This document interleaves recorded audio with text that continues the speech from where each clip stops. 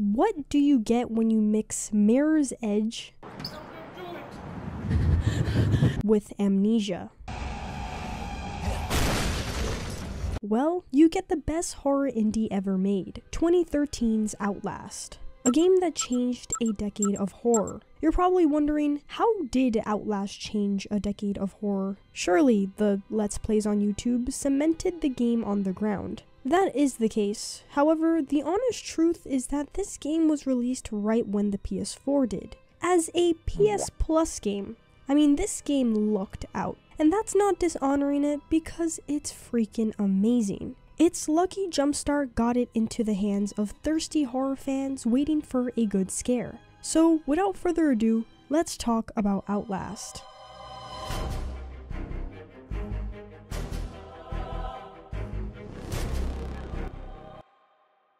Outlast starts off with a fade-in shot of a man driving. The game opts for a first-person view, which is easily the best choice for the experience of immersion. The man stops his car near the gate of Mount Massive Asylum, with no one at the guard post to shoo him off. He picks up a confidential document next to him. This context is critical to understanding the base of the game. From this document, we learn that our main character is named Miles Upshur. He's a journalist/reporter investigating some illegal activity at Mount Massive Asylum. An unknown person knows that Miles needs a story and is trusting him to take on a really big risk. The document mentions a breaking of multiple NDAs, terrible things happening at the asylum, and experience of dream therapy going too far. The document ends with people are being hurt and Murkoff is making money. It needs to be exposed. This kind of reminds me of the Umbrella Corporation and its nasty experiments in Resident Evil. After this document, the second most important thing is given to us, a camcorder. A camcorder that requires batteries and has night vision.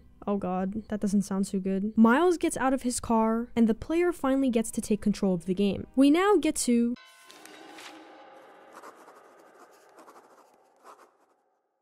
Hello? Hello? Why is it so quiet? This asylum's so nice.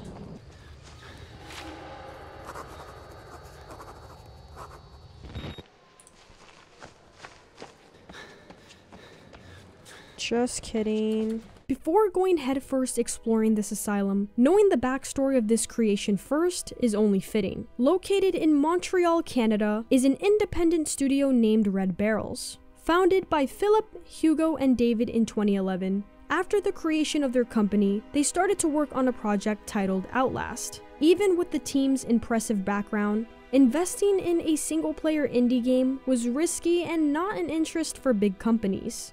But at some point, we were kind of running out of time and running out of money.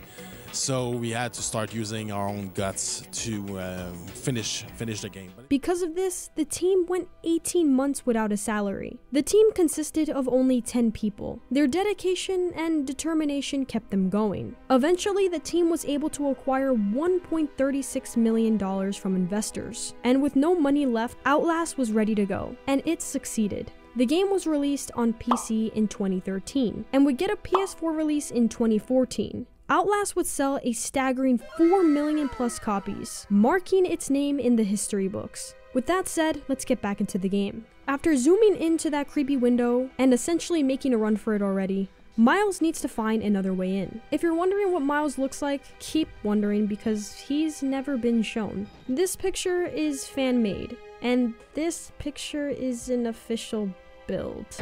Let's just assume he looks like this, okay? Miles finds a convenient hole to crouch through, with a ladder in his sight leading to a window.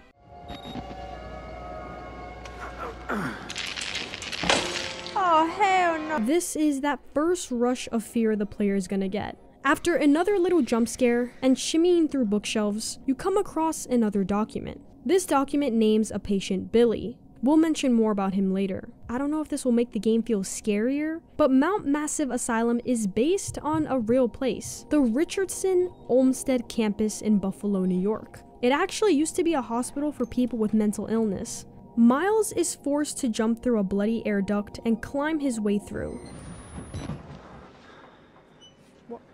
Why'd the music just stop? Oh, do you see that? Oh. I know I'm gonna get jump scared and it's not gonna be good. Oh. Oh. Alright. The library.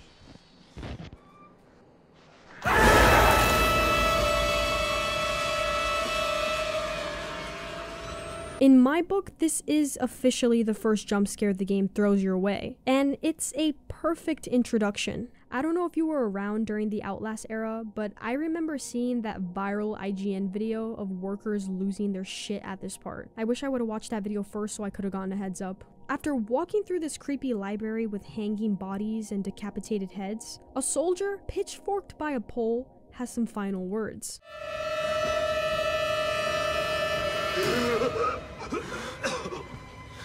They killed us.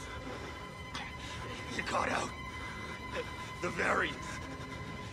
You can't fight them. You have to hide. You can unlock the main doors from security control.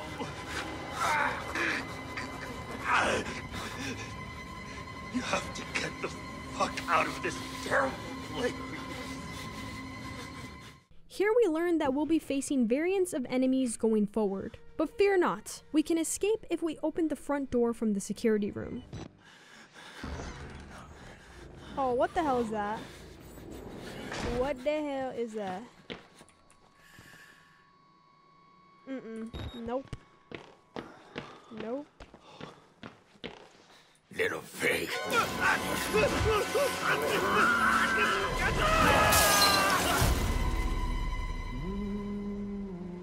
After being shot into orbit by one of the variants, you're met by a priest talking to you as you go in and out of consciousness. Bro looks like Mr. Clean on crack mixed with like Howie Mandel. I'm trying to figure out how Miles is just walking. like he was not just thrown out of that fucking window. Going through an eerie computer room supplies us with yet another document, and it's lore about main antagonist Chris Walker, the variant we saw minutes ago. Through the document, we learned that Walker was a soldier who suffered irreparable trauma while serving in Afghanistan. He had to undergo terrible things at the asylum, being a victim of tests gone wrong / self-mutilation. He'd rip flesh from his head and nose. Walker as a character did undergo many design changes, with one almost sticking shown in the Outlast demo. His design was eventually switched, adding chains to his arms and legs, hauntingly hearing him come from miles away. Miles. Miles. After casually walking past a patient slouched in a wheelchair, another room appears to feature a larger audience. What's on TV that's so interesting? I've never seen this show before. Could you guys enlighten me? After crouching and picking up a conveniently placed keycard, we head off to find the security room.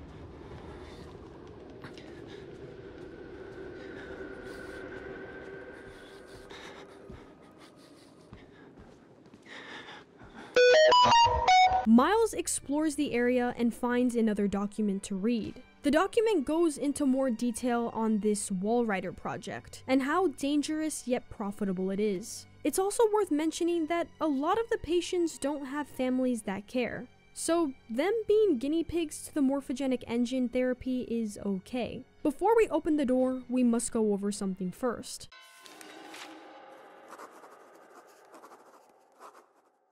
By now, the game should have threw hints on the screen, so we're just gonna run by them all. Outlast is a fairly simple game mechanically, like a baby could figure out the controls. That, and it's just smooth as hell. All the animations, such as opening a door and running, are fun to play through. Miles can run fast, being faster than all the variants at all times. He can crouch, peek at hallways from doors, jump, and look behind him when he's running. Miles is equipped with a camera. This camera also has night vision abilities, but only works with batteries. Finding batteries across the map is easy, and you can store up to 10. As you get up to the harder difficulties, that will change. Recording in specific areas will allow Miles to write some notes and share his thoughts. This is a clever way of knowing what he's thinking, since we only hear him huff and puff. The last gameplay mechanism is hiding. You will be doing a lot of it. Hiding in lockers or under beds covered in vomit.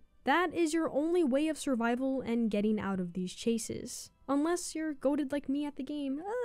Miles opens the security room and walks to the computer. I don't know why Miles wasn't working at Murkoff with his insane computer skills. Like, how does bro know what he's doing? This is definitely not his first rodeo.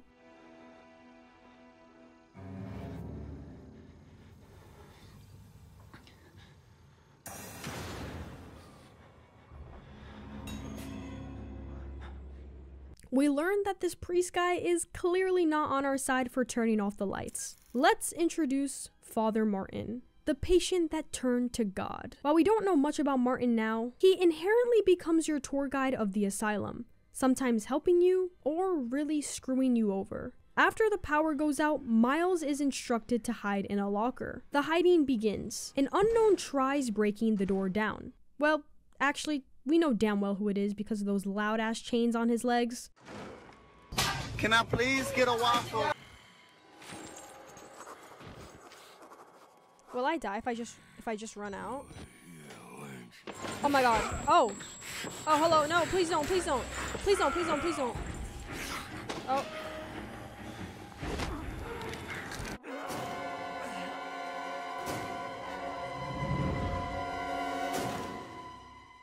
Walker investigates and leaves the room. This then prompts Miles to exit safely and find a way to turn on the power. Miles now has to make his way into the deep, dark basement. Woo. After walking through a broken wall, Miles picks up a document that goes into detail about the MK program, the hypnotic experiments that some people went through, and the hypnotic state that left people with amnesia. If the word MK sounds familiar, that's because it is. MK was an illegal project that happened in the US from 1953 to 64. The project conducted human experimentation, from hypnosis, electroshocks, and torture. The project's main goal was finding a drug that could weaken people to confess through brainwashing and torture. One of Outlast's official trailers actually talks about MK Ultra, with it being the baseline for the crazy patients and corruption going on at the asylum, including Murkoff. As we continue the horror, Miles is set with a pretty complicated task. In order to turn on the power, he must turn on 2 generators, lift up a switch, and then click a final button. The main room is flooded with water, making it harder to be quiet.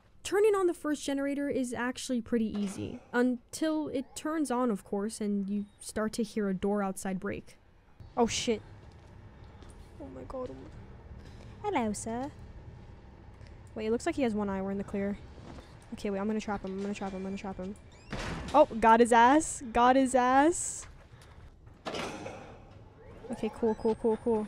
Oh my god, oh my god. Battery, battery, battery. Give me the battery. Oh, look, this is where the Mr. Clean dude was. Okay. Wait, no, no, no, no, no, no, no, no, no. Hide, hide, hide, hide, hide. Okay. See ya! Cool. Oh, look, everything's on now. Oh my. Now, one last thing before we move on. One thing I didn't mention during mechanics is dying. You can get hit one time, you'll be stunned, but will recover quickly. Thank God you don't need healing items in this game. That being said, if an enemy is ever in your way, stop being a little bitch and take a hit for once. Miles gets back up to the security room and goes back to doing his wizard coding to get the front door open.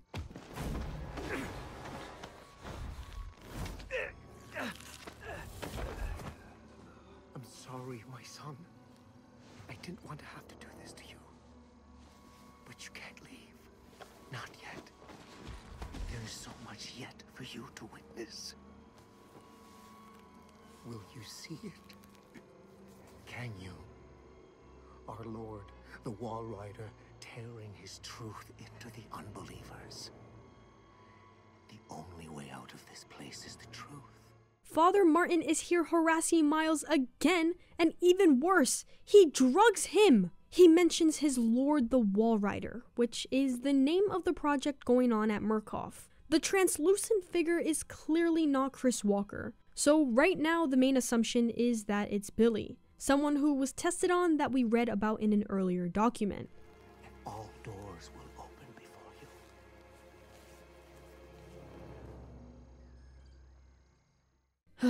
Good morning. Are you guys now ready for...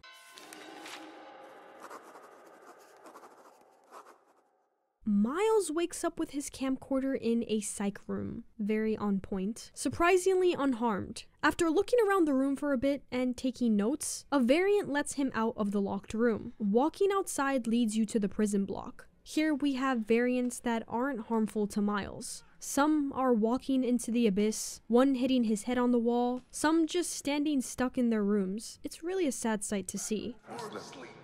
They'll tell you it's science, but it's not. They were waiting for us in this place. Billy understood. They've always been here. Two variants stand out in this section though, and those are the twins. These brothers are clear psychopaths, being implied because of how they describe killing Miles. He looks nervous. I would like to kill him.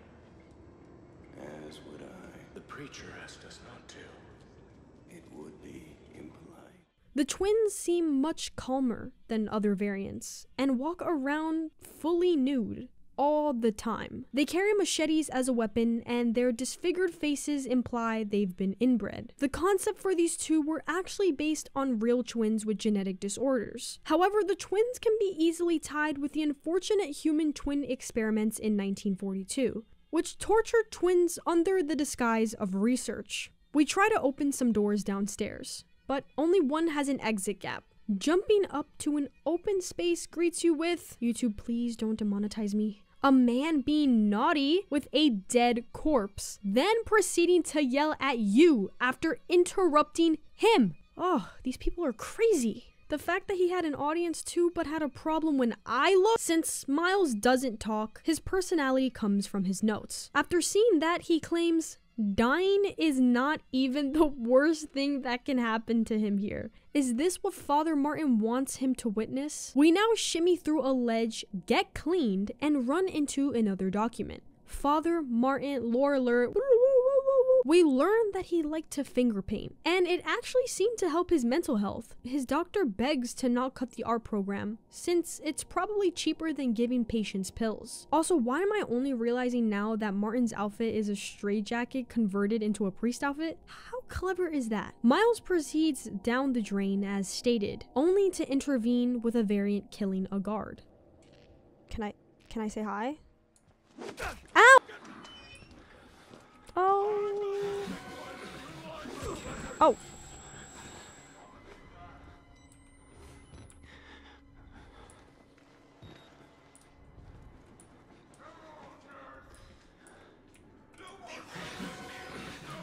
Oh my god, oh my god. Oh. Oh no. Please. Ow. He saw me. Please. The twins show up again in the following room, but quickly disappear after Miles climbs a ledge to get to the other side. Miles, what are your secrets? I need to know. How are you doing this so effortlessly without being tired? A memo sits on a desk about Walrider security, and making your way past this leads you to a doorway where you see this.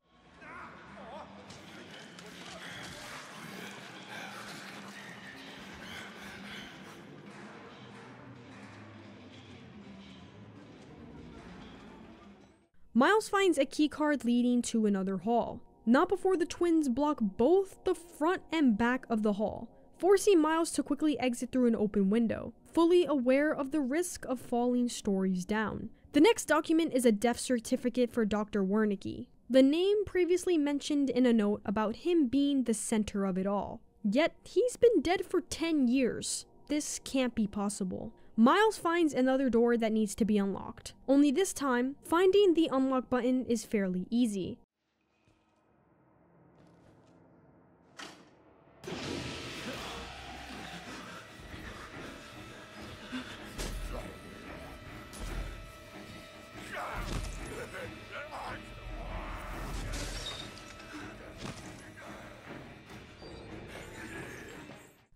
How convenient for an air duct to open for us. I kinda love this asylum.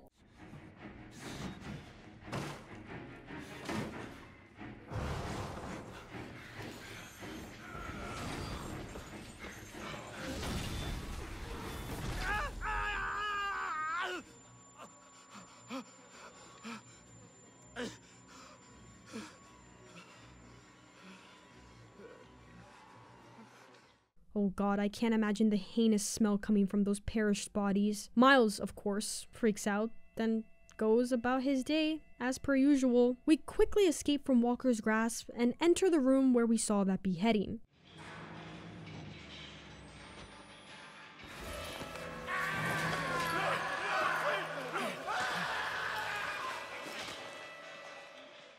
Did that scare you? Well, I hope it did. Another cell holds a document regarding Wernicke and some more backstory. Murkoff referred to him as a true humanitarian with a generous spirit. Alright, if Murkoff is saying this, then Wernicke has got to be the most vile person on the planet.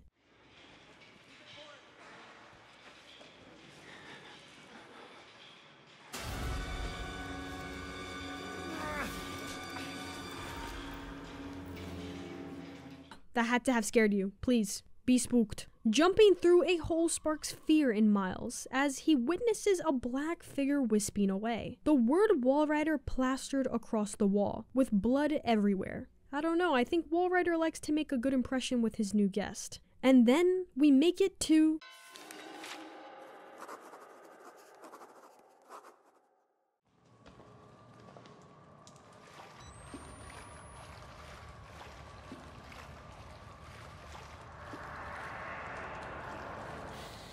The ladder is blocked by water, so we need to find 2 wheels to bring it down. And of course, what do you know? Walker is here to keep us company. Oh my god. Oh my god. Oh my god. Oh, Valve. Okay. Valve. Oh my. Oh, he's in back of me. He's in back of me. Excuse me. Excuse me. Excuse me. Please move. Please move. Please move. I know damn well his ass cannot fit through here. Oh, oh!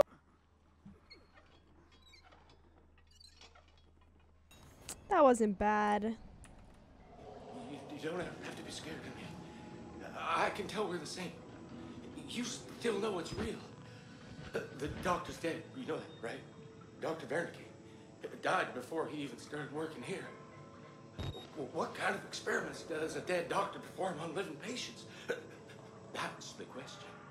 After a little more walking, we make it to what I think is the hardest part of the game. Picture this. Dark, in the water so you can't run, must find stairs to jump on a broken ladder. Chris Walker is in the fucking water with you. You see, Walker can run. You can't. And if he sees you, your ass is cooked.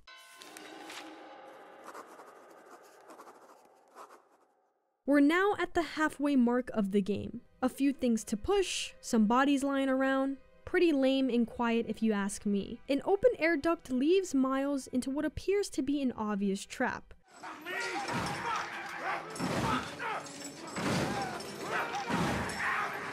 A once quiet variant is now screaming, alerting other variants to come forward.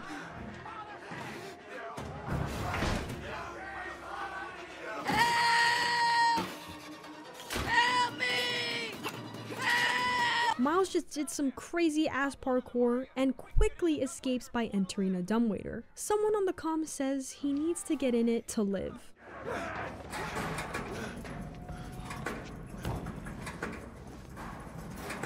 You made the right choice here, buddy.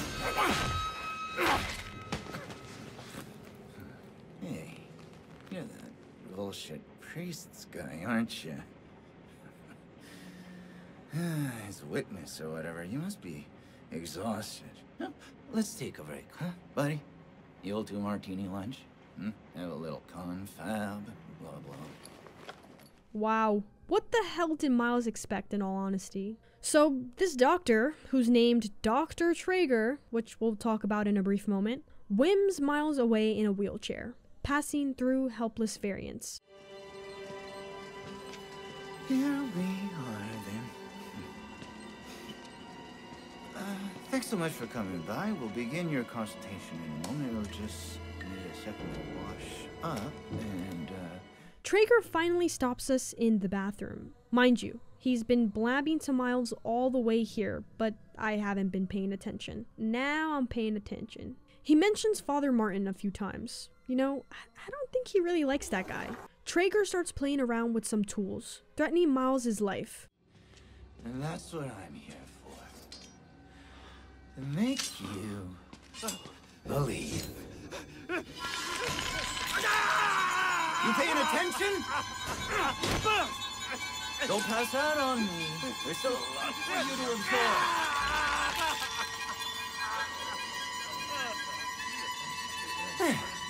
Better, right? You understand how we cheat here? We made the consumer into the means of production. This thing is gonna sell itself. A pivotal moment in this game is the loss of Miles' fingers. What's even crazier is that my boy throws up, grabs his camera, and goes back on his journey. Miles is a fucking legend! A patient outside the room is prompting us to come closer and listen. I'm not a patient. I'm an executive, just like him. Like Traeger. He got the treatment. He's still alive. Killed with Wernicke snipers. He worked so well. They couldn't control it. And you can't control it. Nobody. He'll find you. He'll kill you. He's coming now. Traeger! Traeger! Great. Yelling means it's time to hide before we fucking die. Fuck! Fuck, really? You're gonna walk on me? If there's one thing I cannot goddamn stand, it's a quitter! Come on! At this point, we don't even have a big objective here besides escaping. Actually, no, that's not true. I'm really trying to play this game chronologically, but when you've played a game so many times, all the tricks and layouts just get ingrained into your head. We are looking for a key to power on the elevator. But before going through the bloody air duct, I think it's time we talk about the boss man. Richard Traeger was a doctor at Mount Massive. Supposedly didn't make it, specifically mentioned in a found document. Quick side note, that document also talks about the Walrider project being too expensive, with the Billy patient being the center of said project. I think we figured out by now that the current host of the Walrider is Billy, if you couldn't connect the dots. Traeger would eventually become an inmate to test and experiments, eventually reanimating into this crazy psycho doctor he is today. Traeger seems to be one of the few variants that seem the most human, given his witty remarks and casual demeanor about everything. His sanity is clearly not all there, which is kinda sad. I could probably get a little casual conversation in with him before he chops my left foot off. Miles has a personal vendetta against this guy now. The other variant in the clip I showed earlier confirms that him and Traeger were actually executives at Mount Massive together. Unfortunately, Traeger got the treatment and would wind up using his friend as a toy to experiment on. Oh!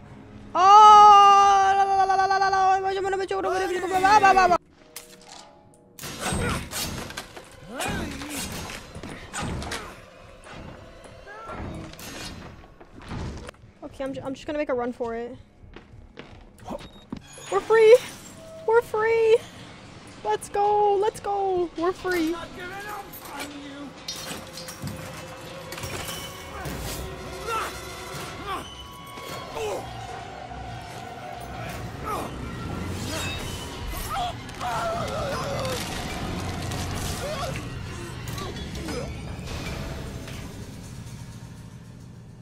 And just like that, Traeger is now dead. maybe just a tad bit underwhelming. This boss went out quickly, to say the least, easily being one of the most interesting enemies we've encountered, considering the Doctor Gone Rogue scenario.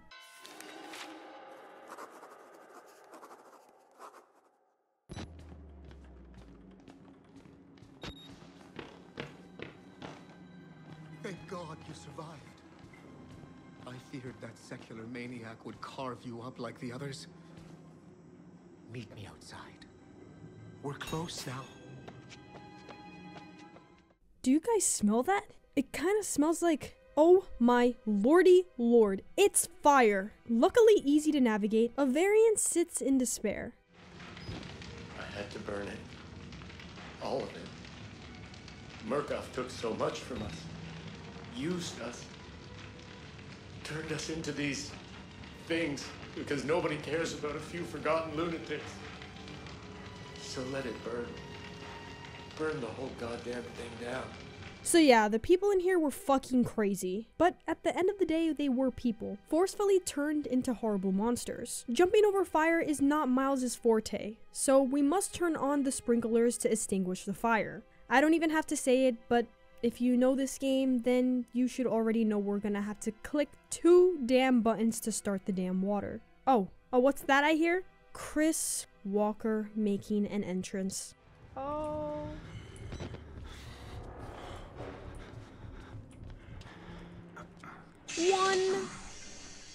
One done, one more to go.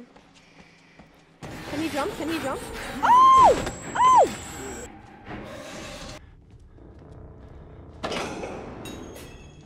Now it's wet everywhere and safe to exit.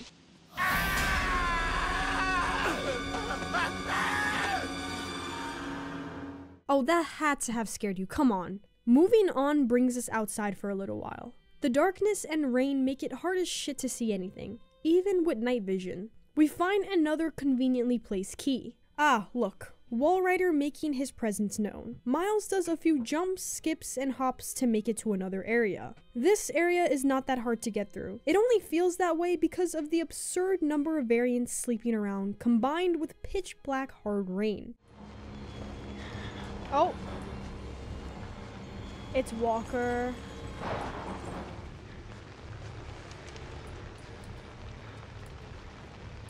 Oh.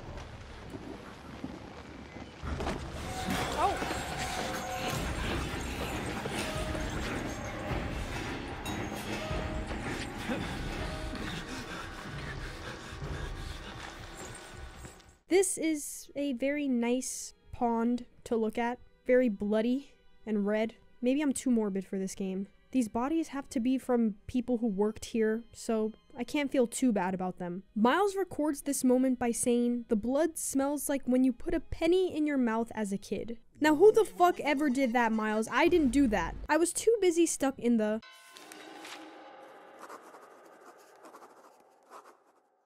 This is a biased opinion, of course, but this chapter gives me nightmares because it's fucking difficult. This chapter is like a final test of our last 3 chapters. An open window guides us to the female ward. Wait, now that I think about it, are there any female variants in this game? Is it because women aren't crazy, or is this game just massage? So there's this document that I didn't talk about because I didn't miss it, called "You Promised Me a Rose Garden." This document is an excerpt from a diary of Shirley Pierce, a female patient at the hospital. Pierce talks about wanting the morphogenic engine to work on her badly so she could get better for herself and her husband. Case closed. There were women. The term phantom pregnancy is something we are going to look at for a second. Phantom pregnancy is when a person believes they are pregnant. False pregnancy, to say it better. Now, I didn't want to go digging into Outlast's DLC, since that's so much to uncover,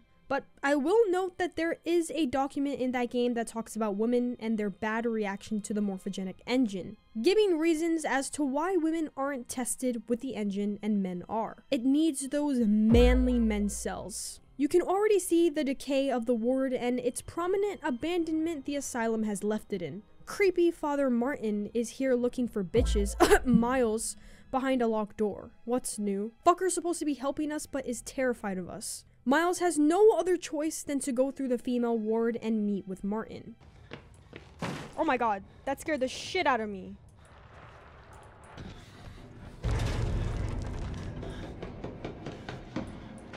Holy shit. So Walrider is also known as Alp or Mara. Interesting. Demonic creatures of German origins. Torment sleepers, crushing their chest and having them wake up terrified and paralyzed. Sexual assault by the demon? Oh, it's serious. And it drinks out of the nipples of men and women? This is the craziest document I've read so far. Ah! So why do I hate this part so much, you ask? Well, usually things come in twos for this game.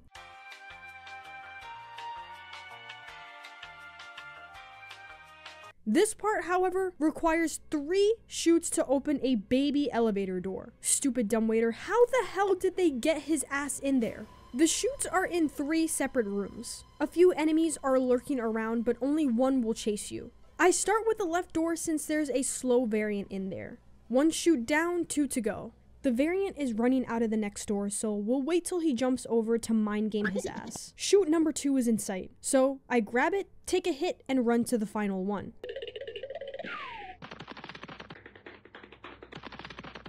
The last room is hiding in the back, and even though a variant is chasing us, grab the chute, let him come and hit you, then lock his ass in. Ow! We shimmy down back to the washing room to grab the key. As another variant is ready to come our way, Miles shows us his upper body workout by climbing up the edges effortlessly and opening a locked door. Please, please make this jump. Walrider randomly appears by trying to sabotage our exit, prompting Miles to fall and figure out another way to get up. 2 bloody arrows equals 2 naked men greeting me at the front door. Miles can never not find a broken floor to wiggle across, and as he does this, the worst possible thing can happen.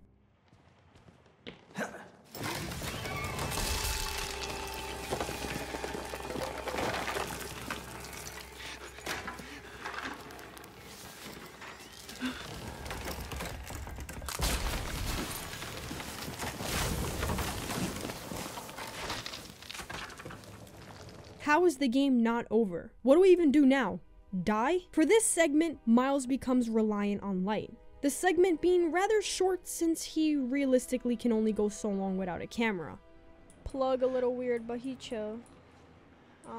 Where the fuck am I going? Because I can't see shit. Oh, look, my camera. Let's go.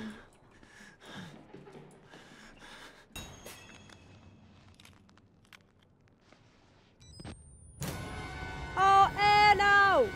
Our camera is a tad bit broken, but it should last us until we're out of here. I was playing this game once and I didn't know that you had to wait till the floor broke, and I was impatient and I jumped and died. Oh look, this little guy's being nice to us. I knew the air felt mustier because I already hear those damn chains. We walk into a room close by to sneak away in an air duct. If you don't mind, I'm just gonna... Yep. Thank you. If you don't mind. Yep. Okay. Oh, it's nice to finally be back in an area that feels familiar. Back to where we started, reaching the end of our journey.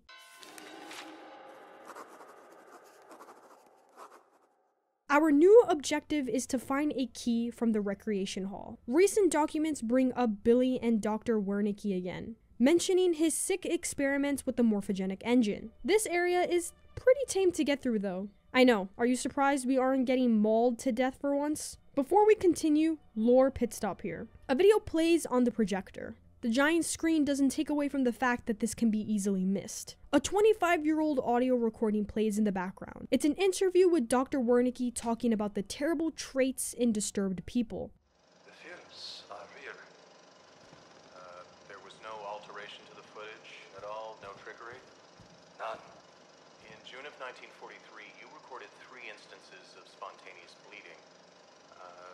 Half a dozen test subjects began to develop brain tumors? Yes.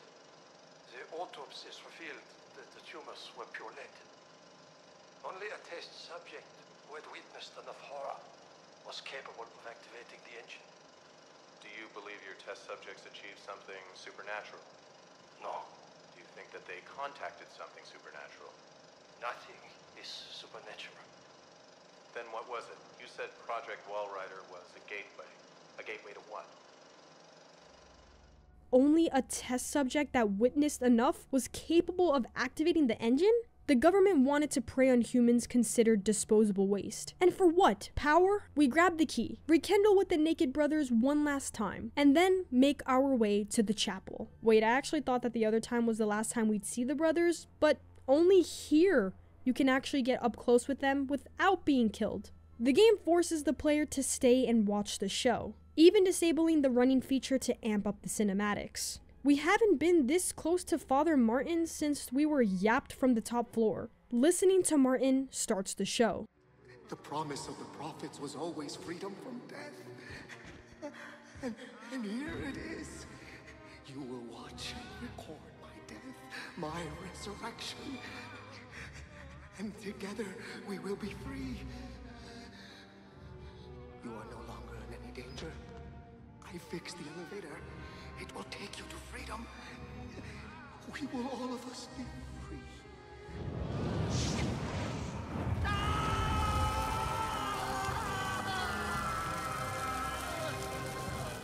This man is so batshit crazy, he burned himself into thinking that the Wallrider wants his sacrifice. Oh my god, that scared the shit out of me. I hate this game. Bitch, bitch, bitch. Everything seems to be good now. Martin's dead, Walker's outrun, and now we can start the elevator.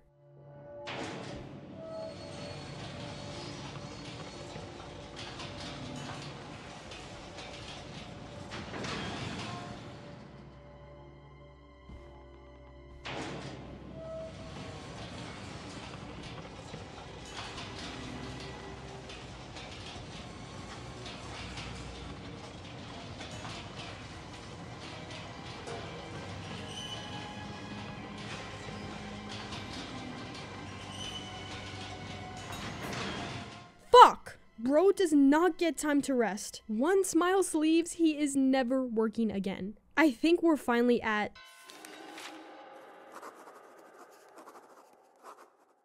Can I just say that this last section is so awesome? Off the bat, there's a drastic tone shift from the dark and dingy areas to bright ice walls. Everything is so clean, something we barely see in this game. I think that this was a great idea, only because it keeps the ending memorable. You ask a fan about the Outlast ending, and they'll probably remember this because of this cool-ass interior design. If you were paying attention to the early stages of the video, before we fall asleep to Martin's grasp, he shows us a video of the invisible Wallrider tearing his truth. Aha, well, yes, you guessed it. This is the place from the video. We are definitely gonna die. Suddenly, an ambience of delight begins to play in the background. And to our left, a glimpse of hope is in the near distance. Zooming in on the camera reveals daylight. Freaking daylight! It's breathtaking. Beautiful. Spectacular, never the same, totally unique. Miles seems to be at the finish line. And even so, he writes in his journal that whoever finds his mutilated dead body must expose Murkoff. Ugh, he has such a way with words. Ah, look! The door, right there.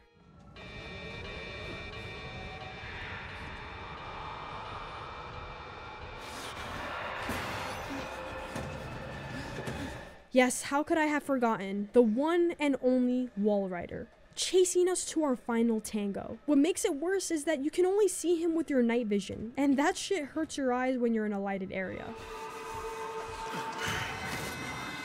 Little pig, no more escape.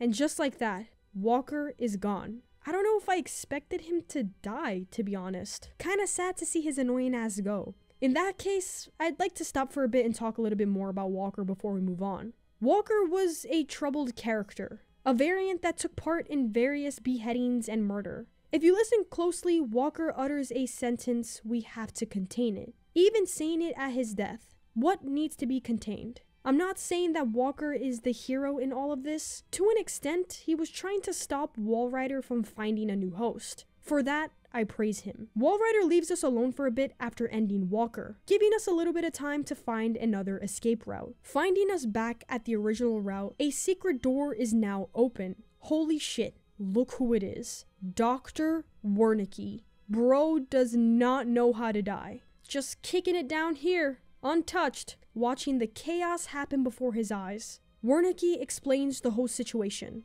I am older than Sin, but somehow the only one left. Because of Billy. So he's older than Sin. Are we talking 90 or 142? He takes care of me. He may think I'm his father. He certainly loves me, poor idiot.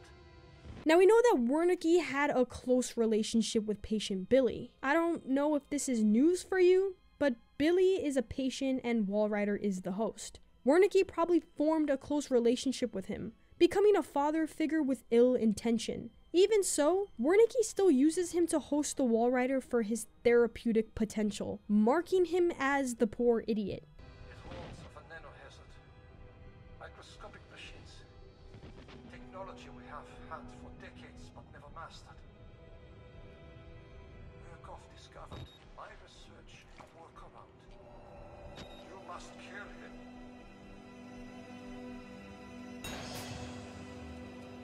Walrider is made up of nanites, which all form together to make the machine of Walrider. So Wernicke did terrible things and has the audacity to ask us to do his dirty work, forcing us to kill Billy? Sick. How sick this fossil is. It gets quiet. No pun intended. Dead again.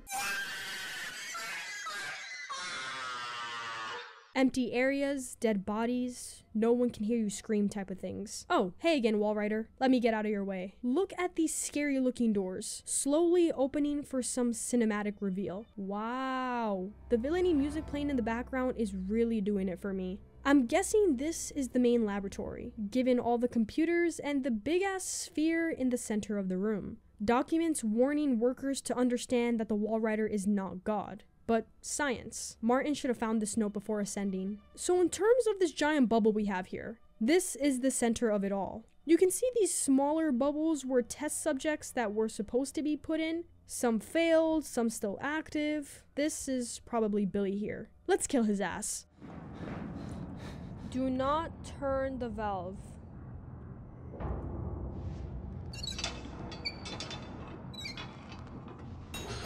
Oops.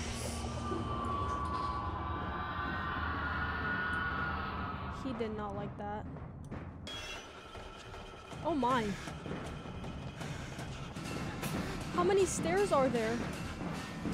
I would have died. There's just no way. There's no way he could do this. Oh. Boo-hoo. Why can't he just go through the glass?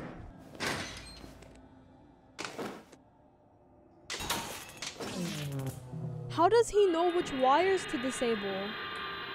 I would have just ripped all of them out. Oh.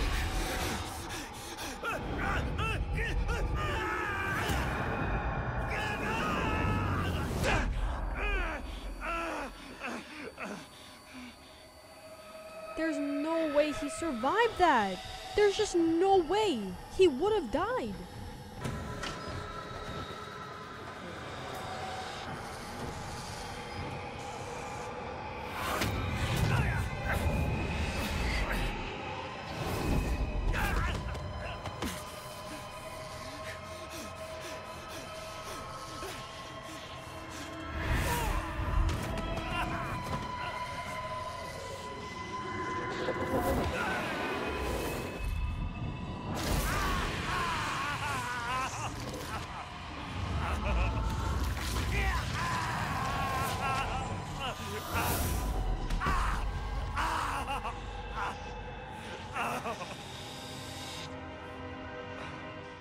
lot has happened in a matter of a few minutes. Miles turned off Billy's life support, killing him and leaving Walrider vulnerable with no host. Unfortunately, with no one else around except Miles, Walrider raised him up into the air and entered his body. Now, the final objective is for Miles to escape.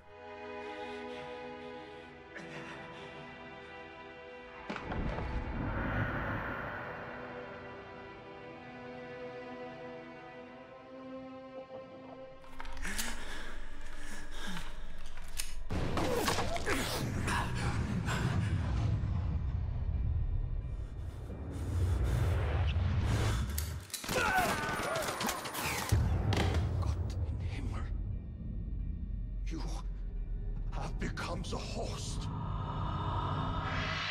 Jesus God, what is that thing?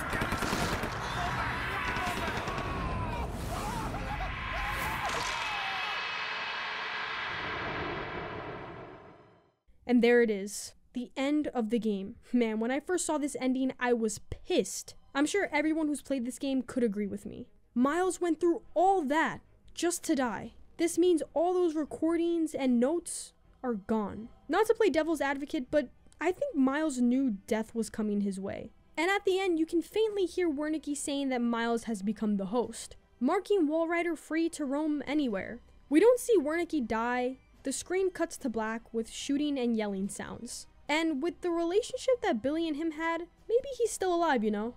I don't know. I'm just considering the options because of who he is. That being said, let's go over our final thoughts.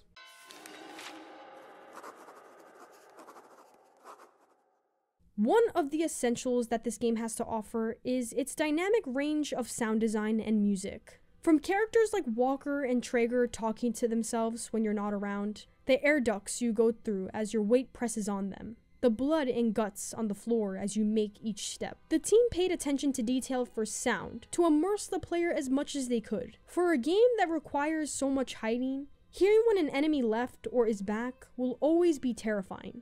Outlast's OST is one for the books, and I feel that it's overlooked by many. I get it, the game is scary. You're not thinking, you're just trying to survive. If you take a second, a minute even, you'll hear such beautifully crafted and haunting pieces. Samuel LaFlame is the composer of Outlast 1 and 2. It's known that LaFlame used a chamber music ensemble, which is a form of classical music to go about composing the pieces. In an interview, LaFlame said that his goal was to make the players suffer, which the game properly pulls off. The whole OST is better described as beautiful, conjuring fear, mystery, and nightmare. A violin bow, and it sounds like a human scream. Then the sound designer used it as a starting point to create the final boss scream.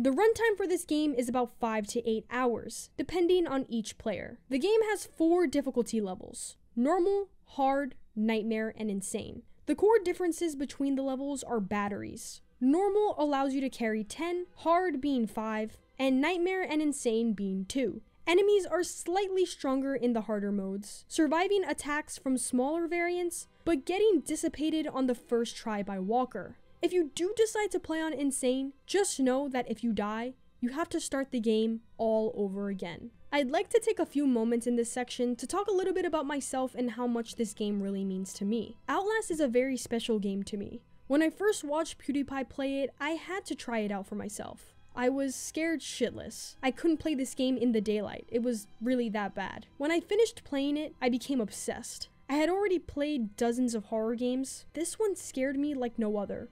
So obsessed to the point where I played it every day. It became my whole personality. Speedrunning, learning how the enemies operate, and then I just quit after a while. For our next wrap up, let's quickly go over character models. So there isn't any boss battles, which I don't mind. There are mini bosses like characters such as the twins, Walker, Traeger, getting special designs opposed to a plain variant. The guards are identical. A lot of the variants are identical. Who cares? Just blame the effects of the engine. I do wish that we could have seen what Miles looked like in a mirror, or something, so I could know what the face of God looks like. Can we talk a second about locations? The asylum is broken down in levels, going by blocks or wards. These places usually cannot be entered after you've left, which is why I consider them levels more than anything. The locations are extremely detailed. You can tell that the team took time to add little things to make it more of an immersive experience. The game gives players the diversity to keep the game from feeling stale at any time,